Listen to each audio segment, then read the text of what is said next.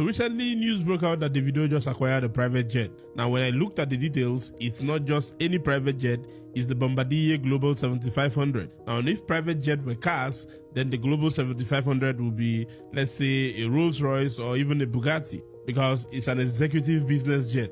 And this is the same jet that Africa's second richest man, Mike Adenuga, flies. Fashion tycoon Bernard Arnold also owns this aircraft, and Kylie Jenner also owns the Global 7500. You see, owning a private jet is a very expensive adventure that even the ultra-rich try as much as they can to avoid, because it is even more expensive to own the jet than to buy it. You could buy a jet for $5 million or $10 million, and you could spend millions of dollars every year for maintenance, depending on the age of the aircraft and how long it has been flying. So for Davido to buy this aircraft, two things came to my mind.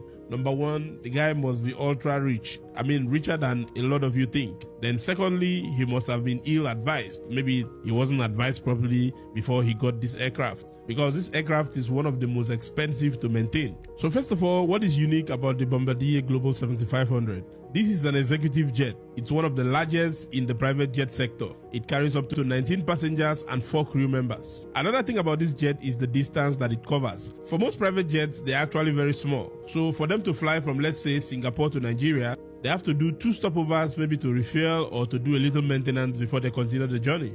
But the Bombardier Global 7500 can actually take off from Singapore down to Lagos. It can even go from Los Angeles straight to Hong Kong without stopping to refuel or without stopping for any sort of maintenance. Also, for most private jets you are going to find in the market to buy right now, they're either 10, 15, 20 or even 30 years old. It's not like it matters, because in the world of planes, they don't look at when the plane was manufactured. They actually look at how much time has it spent flying. So they look at the flight time. So that is something that is very unique about Davido's Global 7500, because it's actually a very new aircraft. It was announced in 2010. It actually came into full service in 2018.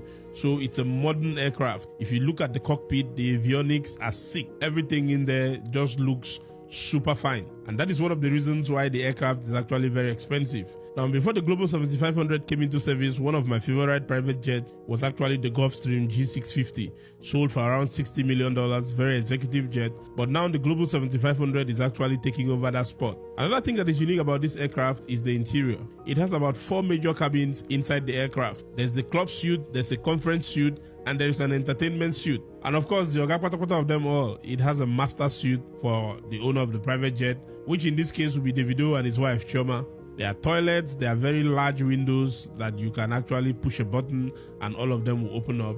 I mean, it's a very, very luxurious aircraft. And I can understand why Davido might have chosen to go for this kind of aircraft, because I've seen his entourage when he's